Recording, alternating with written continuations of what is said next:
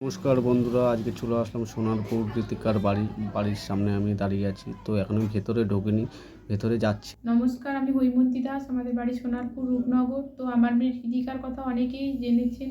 তো এই দাদাভাইও এসেছেন অনেক দূর থেকে, বরানগর থেকে এসেছেন আমাদের পাশে দাঁড়ানোর জন্য।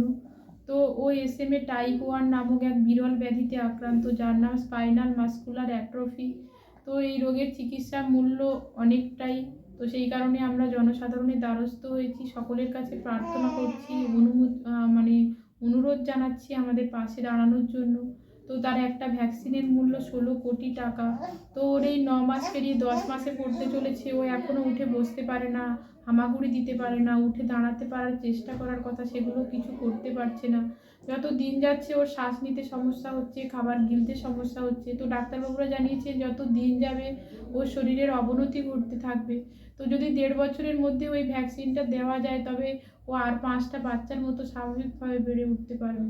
সকলের কাছে অনুরোধ করব, সবাই প্লিজ আসুন, আমার পাশে দাঁড়ান, আমার বাচ্চাটার পাশে দাঁড়ান। ও যাতে আর 5টা বাচ্চার মতো এই পৃথিবীর সবাই বুকে আপনারা ঘুরে সাহায্যের বেড়াতে হাত পারে। বাড়িয়ে দিলে নিশ্চয়ই বাচ্চাটা আবার সুস্থ জীবনে ফিরতে পারবে।